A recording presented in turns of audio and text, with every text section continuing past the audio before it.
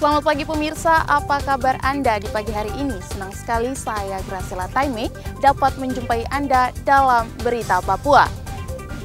Sejumlah informasi menarik dan teraktual telah berhasil dirangkum tim redaksi kami. Berikut 3 berita utama hari ini. Bu Erna, rumahnya Bu Erna sudah kena, ya Allah. Dalam 1 jam, ada 3 tempat beruntun diduga dibakar di kota Jayapura.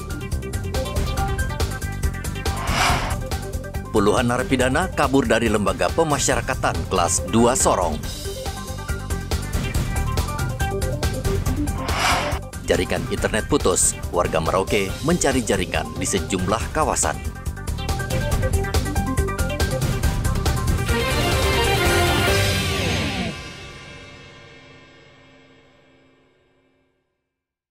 Bu Erna, rumahnya Bu Erna sudah kena, ya Allah. Allahu Akbar. Ya caranya, ya Allah. Allahu Akbar, Mbak Erna, rumahnya Mbak Erna. 3 kebakaran terjadi beruntun di kota Jayapura, Papua dalam waktu 1 jam. Sekarang lagi di dalam Pasar Yotefa. Kebakaran pertama terjadi di Jalan Waim Horok. Kebakaran menghanguskan 8 petak kos-kosan dan menyebabkan kepanikan warga karena mereka khawatir api merembet ke permukiman padat. Setengah jam kemudian terjadi kebakaran di Hotel Bunga Yotefa. Dan berselang 10 menit, kebakaran kembali terjadi. Kali ini menghanguskan sejumlah lapak pedagang di Pasar Yotefa.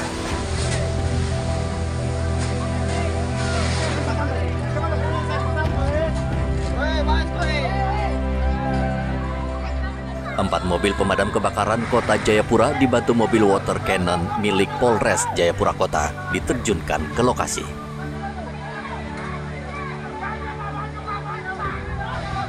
Titik lokasi yang berbeda dalam durasi waktu yang nyaris bersamaan.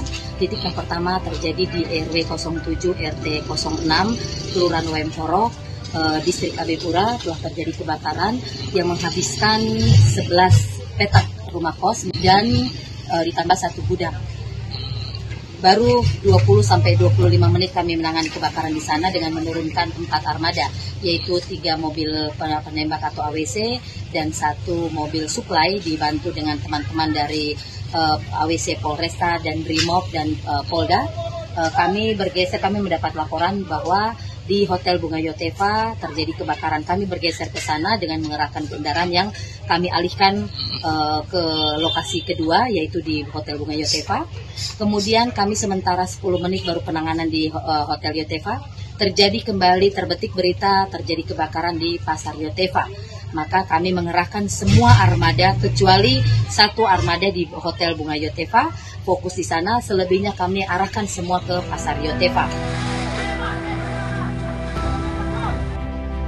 Dalam waktu 6 jam, api yang membakar rumah, hotel, dan lapak berhasil dipadamkan. Kapolresta Jayapura Kota Kombes Victor Magbon menyebut kebakaran beruntun yang terjadi diduga kuat ada unsur kesengajaan. Pencegahan yang apabila ada kejadian susulan dengan meningkatkan kegiatan patroli gabungan. Dan juga kami telah berkoordinasi dengan tokoh-tokoh masyarakat ya, agar bisa mengimbau masyarakatnya tetap tenang dan tetap melakukan pengamanan secara lingkungan atau samping ya, agar pihak-pihak yang terus nantinya mau berupaya membuat gangguan-gangguan ini bisa dicegah dan juga bisa diproses ke depan.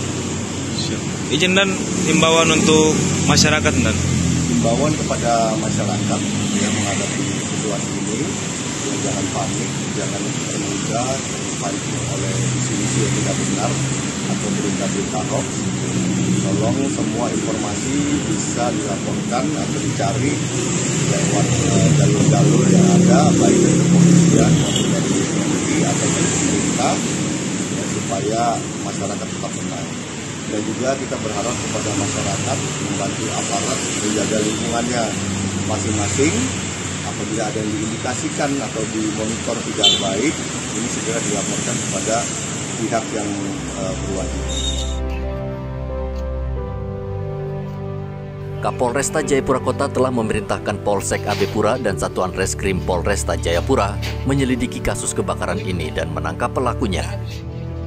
Kapolres menghimbau masyarakat agar tetap tenang dan menjaga lingkungan. Ia meminta pihak berwajib dan TNI melakukan patroli gabungan untuk mengantisipasi pihak tertentu yang sengaja mengacaukan situasi keamanan di Kota Jayapura. Arthur melaporkan dari Kota Jayapura, Papua. Sekarang lagi di dalam Pasar Yotefa. 53 narapidana di Lembaga Pemasyarakatan Kelas 2 Sorong, Papua Barat Daya kabur. Puluhan narapidana melompati pagar setelah ledakan dalam lapas. Petugas lapas bekerja sama dengan polisi sudah menangkap 6 narapidana dan masih ada 47 narapidana yang masih dicari. Lembaga Pemasyarakatan Sorong saat ini kelebihan narapidana. Lapas hanya mampu menampung 250 orang. Namun saat ini ada 553 narapidana dan tahanan. Dan dibunyikan petasan waktu saat ibadah mau keluar. Bersama dengan majelis gereja dan pendeta. Terus petugas mereka cek, ternyata mereka serobot ke penjagaan. Akhirnya mengancam penjagaan, karena penjagaan cuma 2 orang ditambah dengan yang lainnya masih dalam. Akhirnya langsung terobos ke penjagaan, langsung mereka keluar. Dan jumlahnya tadi kan 50. Tapi berimbas ke, karena kita mengecek lagi, ternyata ada pembantu pembersihan yang biasanya di sini. Sampai sekarang kita belum dapati, tapi yang jelas terakhir kita cek ulang tadi 53 semua.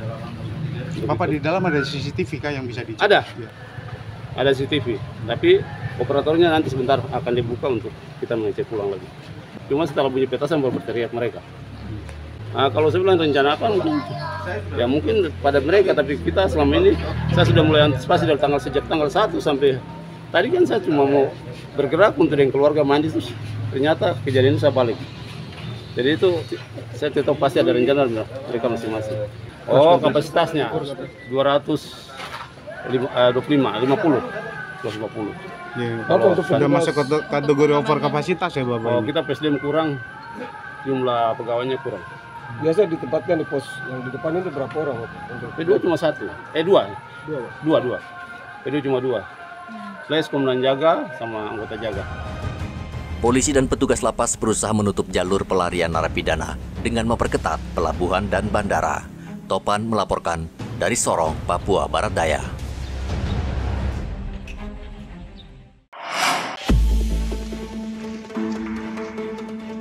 Polisi kembali menggerebek rumah di kawasan Kudamati, Merauke yang menjual minuman keras oplosan. Di lokasi, polisi menyita berbagai alat produksi seperti kompor, dandang, pipa, serta 250 liter minuman keras jenis Sopi.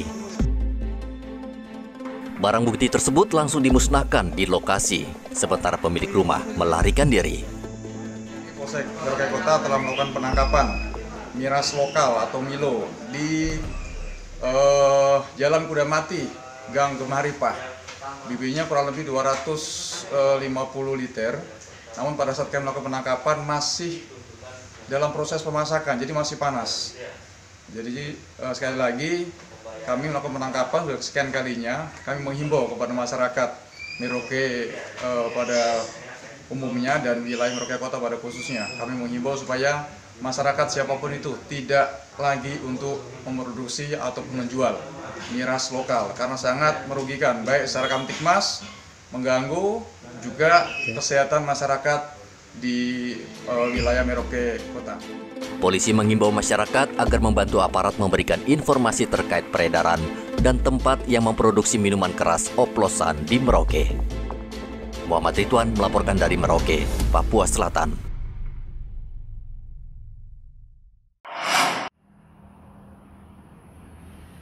Polres Mimika sepanjang tahun 2023 tidak mendapat teror kelompok kriminal bersenjata. Polisi berhasil mengamankan wilayahnya dengan merangkul berbagai tokoh, sehingga isu sesat dan provokatif tidak mempengaruhi masyarakat. Kapolres Mimika AKBP Igede Putra mengatakan walaupun tidak ada teror kelompok kriminal bersenjata, pihaknya tetap waspada karena serangan bisa terjadi setiap saat. Ya, selama kurun waktu 1 tahun ini di tahun 2023 memang tidak ada yang sifatnya bentuk gangguan nyata. Ya, kalau kita lihat tahun-tahun sebelumnya kan memang sampai terjadi kontak tembak ataupun terjadi penembakan, ya terkhususnya di areal-areal PT Freeport.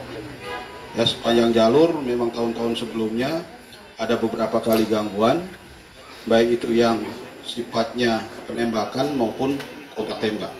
Ya, untuk di tahun ini, ya puji Tuhan sampai sekarang tidak ada penonjolan berkaitan dengan aksi-aksi yang dilakukan oleh kelompok kriminal bersenjata.